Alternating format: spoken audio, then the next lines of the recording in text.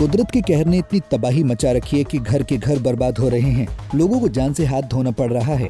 एक ऐसी घटना बवानीखेड़ा के कलिंगा गांव में देखने को मिली, जहां अधिक बरसात के चलते मकान में सो रहे परिवार पर छत आ गिरी। उसके बाद पूरा मकान भरभरा कर गिर गया। जानकारी के अनुसार इस घटना में करीब 6 लोग बुरी तरह से दब गए, जिसमें 3 लोगों की मौके पर ही मौत हो गई, जबकि घायलों को आनन फानन में रोहतक पीजीआई दाखिल करवाया गया है। मजदूरी कर रहा है जी, मजदूरी से अपने बाल बच्चों का पेट पालता है जी। 3 लड़कियां हैं, 1 लड़का है। ये रात को 8 के करीब हादसा हुआ बता रहे हैं। यहाँ ये अकेला मकान पड़ता है, इसलिए किसी को पता नहीं लगा। सुबह कोई गोबर घेरने के लिए आया, उसने पब्लिक में शोर मचाया, तब इसको निकाला गया है। बच्चे 3 लड़कियां मौके पे एक्सपायर हो चुकी हैं। लड़का छोटा ओमपाल और उसकी मिसिज, उनको कुछ सांस चल रहा है, जो पीजीआई मेडिकल में है। अब ये तो ट्रीटमेंट के बाद पता चलेगा कि उनको क्या हुआ, कितना हुआ, क्या पोजीशन है। ये तो अभी फोन मिल नहीं रहा जी। हमने तो इतनी सोचे। क्या मांग करते हैं जी सरकार से? हम तो सरकार से यही मांग करते हैं कि जो बच्चे जिनकी जान गई है उनका उचित किस हिसाब किताब किया जाए। बच्चों का जो जान चली गई, इसको जो लॉस हुआ उसका कुछ न कुछ इसको बेनिफिट सरकार की वजह से दे। इसका लालन पालन के लिए भी कुछ न कुछ कराए, यही सरकार से गुहार है। उनका जो हॉस्पिटल में इलाज के लिए चल रहे हैं, उनका बढ़िया से ट्रीटमेंट चले जी। सरकार से गुहार लगा रहे हैं जी। कितने साल से रह रही है यहाँ पे? 3-4 साल से रह रहे हैं जी यहाँ किराए के मकान। किराए के मकान में खुद का मकान नहीं था इसका? खुद का मकान नहीं है जी इसका।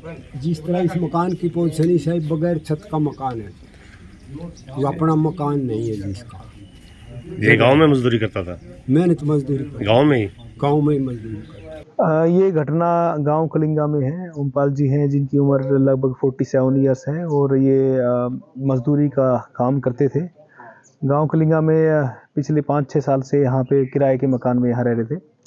आपको विदित है कि पिछले 2-3 दिन से बरसात ज़्यादा हो रही है, जिस बरसात के कारण जो किराए का मकान था, रात्रि में जो सूचना मिली है, रात्रि में इनका जो मकान की जो छत गिर गई है, जिसमें परिवार में 6 सदस्य थे। ओमपाल जी, उनकी पत्नी, 3 बच्चियाँ और 1 बेटा। तो जो अब तक स्थिति है उसमें ये है कि जी 3 जो बेटियां हैं, जिनकी उम्र 15 साल, 9 साल और 7 साल है, उनकी डेथ हो चुकी है। और ओमपाल जी, उनकी पत्नी और जो बेटा है, उनका भी ट्रीटमेंट पीजीआई में चल रहा हुआ है। जिला प्रशासन पीजीआई के संपर्क में है, उनको बेस्ट आउट ऑफ बेस्ट जो ट्रीटमेंट है वो दिलाया जा रहा है। इसके अतिरिक्त जो परिवार को जो SDRF के अंतर्गत जो राशि जो है कंपनसेशन जो मिलनी चाहिए, उसके रिगार्ड में हम टच में है। उनको जो जितना भी कंपनसेशन होगा उनको हम प्रोवाइड करेंगे, और जो भी बेनिफिट्स इनको हो सकेंगे सारे बेनिफिट्स प्रोवाइड करेंगे। सर, बारिश और आने की संभावना है, इसमें जिला प्रशासन ने क्या प्रबंध किए हैं आगे के लिए? इसके लिए हमारी जो टीम है, फील्ड टीम है, हमारे पटवारी हैं, ग्राम सीओ हैं, तहसीलदार हैं, BDOs हैं, वो फील्ड में ही हैं, और सभी SDMs अपने अपने हेडक्वार्टर्स को मेंटेन किए हुए हैं। डिप्टी कमिश्नर साहब सबके टच में हैं और एक कड़ी निगरानी रखे हुए हैं। इसके अतिरिक्त जो हमारे ऐसे घर हैं जो पुराने हो चुके हैं या जिनमें दरारें आ चुकी हैं, गिरने की स्थिति में हैं, या आसपास ज़्यादा पानी इकट्ठा हुआ है, तो सभी हमारे फील्ड ऑफिसर्स को हमने निर्देश दिए हैं, सरपंचों को भी निर्देश दिए हैं कि उन परिवारों को तुरंत प्रभाव से वहाँ से शिफ्ट करके आसपास जो हमारे जो मंदिर हैं या धर्मशाला हैं या चौपाल हैं या सेफ हाउसेज हैं, वहाँ पे स्थानांतरित करें, ताकि इस प्रकार की कोई घटना ना हो सके। इसके अतिरिक्त उनको जो खाने पीने की जो व्यवस्था है, रहने सहने की व्यवस्था है, वो भी SDRF से हमारे जो NGOs हैं, सरपंचीज हैं और हमारे जो प्रशासन, उनके माध्यम से कराया जाएगा। अब तक कितने मकान चिन्हित हो चुके हैं सर आपने? अभी हमारे 2-3 का मकान हैं जो कि हमारे गांव बोहल है, वहाँ भी चिन्हित किए हैं हमने, और पूरा सर्वे हमारा चला हुआ है इसे करने के लिए। क्या कलंगा में कोई गाँव हुआ था सर ऐसा घर जो गिरना? कलंगा में हमारे पास रात को ही सूचना मिली है, और इसके अतिरिक्त जो 1-2 मकान और हैं जिनके बारे में सूचना ले ली गई है, उनको परिवार को स्थानांतरित कर रहे हैं। वहीं जानकारी के अनुसार तहसीलदार जयबीर व ग्राम सचिव अजय ने बताया कि घटना का शिकार हुए ओमपाल अपने 4 बच्चों व पत्नी सहित गाँव के बाहरी क्षेत्र में कृष्ण के मकान में 4 वर्षों से किराए पर रह रहा था। वो मूल रूप से मजदूरी का कार्य करता था। उसका खुद का मकान गांव के बीच में जर्जर अवस्था में था, जो रहने लायक न होने के चलते उसे किराए पर रहना पड़ रहा था। प्रधानमंत्री आवास योजना के तहत सर्वे के बाद ओमपाल को मकान बनाने के लिए इस योजना में भी शामिल किया गया था, तथा उसका मकान बनना अभी बाकी था। बताया जा रहा है कि इस घटना में 47 वर्षीय ओमपाल, 42 वर्षीय पत्नी अनीता तथा 5 वर्षीय बेटा ध्रुव घायल हैं, तथा ओमपाल की 3 नाबालिग बेटियां 15 वर्षीय अंशिका, 9 वर्षीय दिशा, 7 वर्षीय भारती के मकान में दबने से मृत्यु हो गई। कल रात की घटना है। 2 मियाँ बीवी थे, 4 इनके नाबालिग बच्चे थे। 3 बच्ची की डेथ होगी और उनका बच्चा और वो घायल हैं जो पीजीआई में एडमिट हैं। और ये शायद किराए के मकान पे रह रहे हैं। पीछे पानी होने की वजह से ये गिर गया, जिसकी हादसा हुआ। और प्रशासन जितनी संभव होगी उतनी मदद करने लग रही है। सरपंच द्वारा सुबह सूचित किया है 5 बजे के जैसे हादसा हो गया है ग्राम पंचायत में। हमारी कार्यालय पर ड्यूटी लगी हुई है। मेरे पास 2 पंचायतें हैं, शह और कलंगा।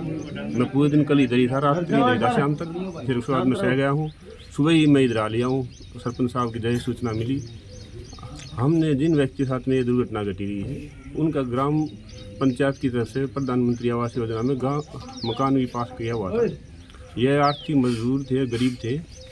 सरपंच साहब ने इनको मतलब सहारा देने की भी, ग्राम पंचायत ने भी सहारा देने की, और सरकार ने भी, बीडीओ सर ने भी इनकी मदद करने के लिए आश्वासन दिया हुआ है।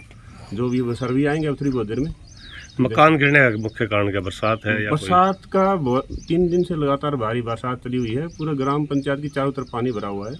पानी की निकासी नहीं हो पा रही है। ग्राम पंचायतों की तरफ से ट्रैक्टर, बिजली विभाग की तरफ से मोटरें वगैरह सब लगाई हुई है।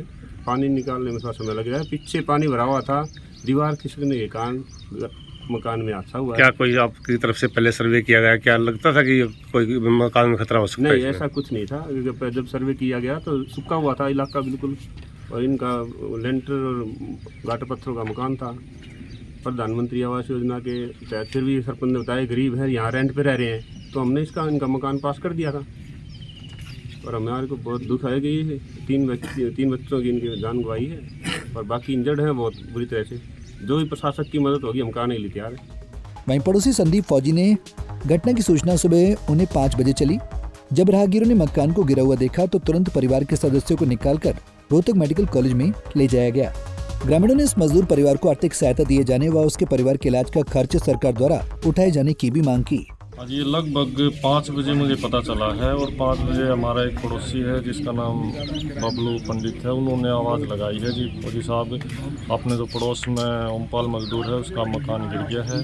तो तब हम भाज के आए हैं, पहले इसको रेस्क्यू करने की कोशिश की, फिर उन्होंने पड़ोसियों को और भी बताया और तब जाके सभी भाइयों ने, पास पड़ोस के लोगों ने जो उनको बाहर निकाला।